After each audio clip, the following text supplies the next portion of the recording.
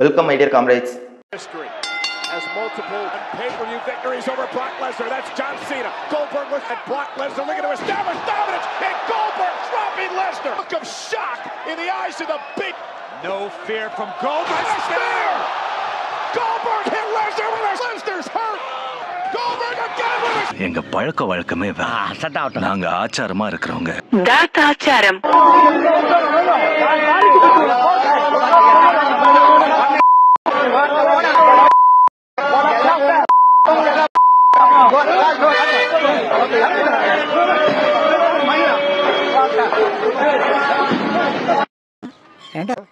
கோவில் என்ன bad bats.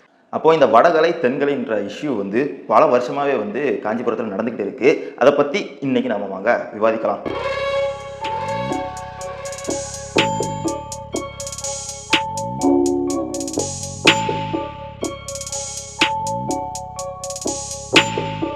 இந்த வடகலை தென்கலைங்கிறது என்ன சார்? என்ன பிரிவு? ராமானுஜர் வந்ததுக்கு அப்புறம் தமிழுக்கு ரொம்ப முக்கியத்துவம் கொடுத்தவங்க தென்கலை. ராமானுஜருக்கு முன்னால் இருந்தவங்க வடகலை. அந்த வடகலை வந்து சான்ஸ்கிரிட்டுக்கும் வேதத்துக்கும் இம்பார்ட்டன் கொடுத்தவங்க.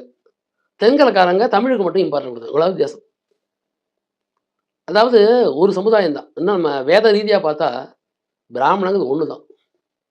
இவங்க பிரித்தாலும் சூழ்ச்சின்னு சொல்றது இல்லையா? யாரு வெள்ளக்காரன் பண்ணாங்க சொல்லுவாங்க. அந்த மாதிரி ராமானுஜரை போன்ற வைஷ்ணவ பெரியவர்கள் பிராமணர்களை உடைத்து வைஷ்ணவர்களாக பிரித்து ஆளக்கூடிய சூழ்ச்சி உள்ளவர்கள். இந்த மாதிரி இன்னொரு பிரான்ச் இருக்கு தெரியுமா? என்னது?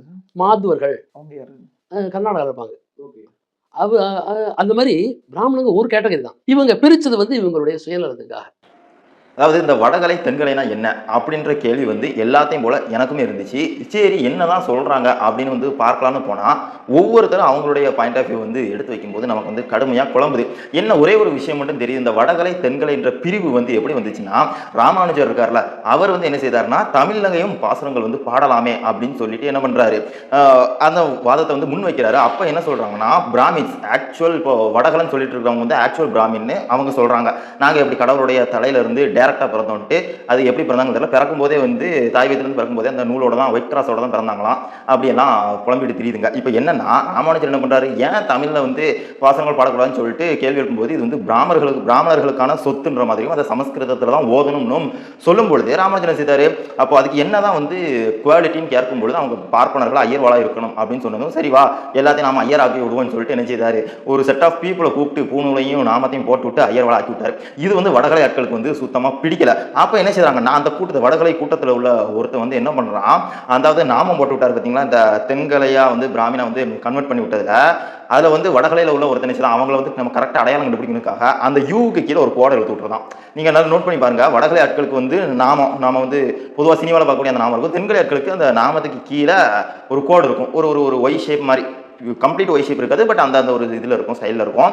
இதெல்லாம் வந்து தென்கலை ஆட்கள். அப்போ இவங்க வந்து பை பர்த் பிராமினா, அவங்க வந்து கன்வெர்டட் பிராமினா. என்னடா பித்தலாட்டதுன்னு இருக்குல்ல, அதாவது மதம் மாறலாம், இது வந்து ஜாதியாவே வந்து இவங்க கன்வெர்ட் ஆயிருக்காங்க. சரி, இப்போ இதில் இஷ்யூ என்னன்னா, தமிழில் பாடினதுக்காக சண்டை, எங்களுக்கே முதல்ல பிரசாதம் தரலன்னு சண்டை, எங்களையே பெருமாளை பார்க்க விடலன்னு சண்டை, இதுக்காக தான் வருஷம் வந்து சண்டை நடக்குது.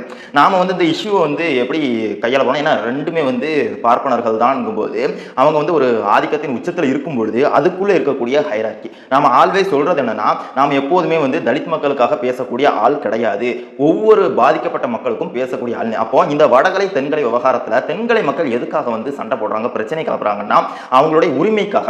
அப்போ எங்களையும் கடவுளை வந்து நாங்கள் ஏன் பார்க்கக்கூடாது, முதல்ல பார்க்கக்கூடாதுன்றது, தமிழ்லையே நாங்கள் பாசனங்கள் பாடக்கூடாதுன்றது, எங்களுக்கே முதல்ல வந்து பிரசாதம் கையில் வரமாட்டேங்கிறது.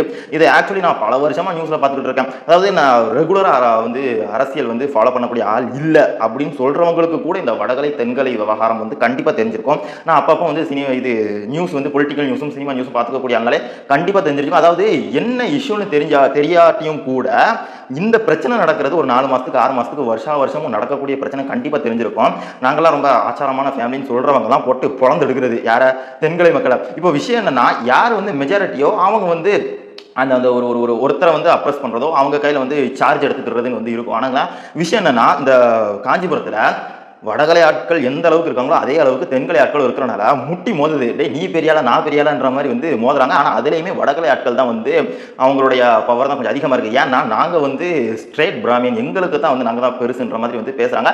தென்கலை ஆட்கள்கிட்ட கேட்டால் நாங்கள் தான் பெருசும்பாங்க, வடகலை ஆட்கள்கிட்ட கேட்டால் நாங்கள் தான் பெருசும்பாங்க. ஆனால் அங்கே பாதிக்கப்பட்டது தென்கலை மக்கள். ஏன்னா அவங்களை எதுலையுமே முன்னிலைப்படுத்தலை அப்படிங்கிறது தான் வந்து இங்கே மிகப்பெரிய பிரச்சனையே. அப்போ தென்கலை மக்கள் மேலே அப்படி என்ன காழ்ப்பு இவங்க வடகலை பீப்புள்ஸ்க்குன்னு வந்து நமக்கு தெரியல. ஏன்னா இப்போ தென்கலை மக்களுக்கு நடக்கிற மாதிரி தான் ஒவ்வொரு அந்த சாதி அடிப்படையிலாக ஒடுக்கப்பட்ட மக்களுக்குமே நடக்குது.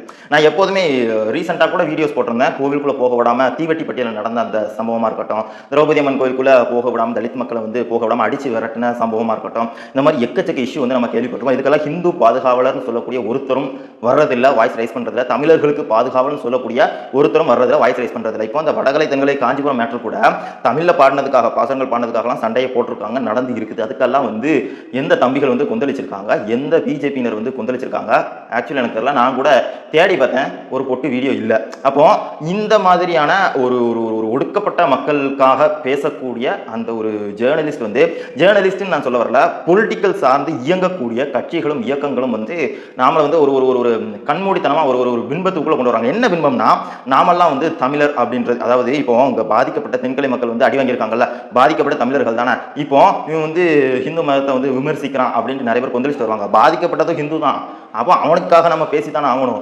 இப்போ இங்கே இந்த புரிதல் தான் அங்கே வந்து நிறைய பேருக்கு இருக்கிறது இல்லை. அப்போ அங்கே உள்ள பிரச்சனைகளுக்கு தீர்வு காணணும்னா ஃப்ரம் எங்கே பேஸ்லேருந்து ஃபவுண்டேஷன்லேருந்து ஆரம்பிக்கணும். ஃபவுண்டேஷன்ல இருந்தால் இப்போ எப்படி வந்து பார்ப்பனர்களுக்கு மட்டும்தான் அர்ச்சராகக்கூடிய தகுதி இருக்குன்னு சொல்கிறாங்களோ, இப்போ வந்து தென்கலை மக்களை வந்து கொஞ்சம் ஓரம் கட்டும் போது அவங்களுக்கு எப்படி வலிக்குது. இப்போ இதே மாதிரி தானே ஒவ்வொரு சாதியில் உள்ள மக்களையும் வந்து ஒடுக்கும் பொழுது அவங்களுக்கும் வலிக்கும். அதை நாம் வந்து சிந்திக்கணுமா இல்லையா? அப்போ இந்த மாதிரியான ஒடுக்குமுறைகளுக்கு எதிராக யார் வாய்ஸ் ரைஸ் பண்ணுறான்னு பார்க்கும்பொழுது, இப்போ தென்கலை பீப்புளுக்கு நாம் வந்து ஸ்டாண்ட் எடுத்து பேசுகிறோன்றது இருக்குல்ல, அது கூட நாம் வந்து பார்ப்பனர்களுக்கு வந்து முட்டு கொடுக்கணும் இந்த மாதிரிலாம் கிடையாது. ஏன்னா வடகலை தென்கலைன்னு பார்க்கும்போது தென்கலை வந்து அந்த காஞ்சிபுரம் கோயிலில் அவங்க தான் பாதிக்கப்பட்டிருக்காங்க போது அப்போ அவங்களுக்காகத்தான் நாம் நிற்கணும். பெரியார் சொல்கிற மாதிரி வந்து ஒரு பெரிய நாடு சிறிய நாடு மீது ஆதிக்கம் செலுத்த அந்த சிறிய நாடு பக்கம் நிற்பேன், அந்த சிறிய நாட்டுக்குள்ளே இருக்கக்கூடிய ஒரு பெரிய மதம் சின்ன மதத்தின் மீது ஆதிக்கம் செலுத்தினா அந்த சின்ன மதத்து பக்கம் நான் நிற்பேன். அந்த மதத்துக்குள்ள ஜாதிகள் இருந்து அதில் ஒரு பெரிய ஜாதி இன்னொரு ஜாதியினரை வந்து ஒடுக்குனா அந்த ஜாதியின் பக்கம் நிற்பேன்.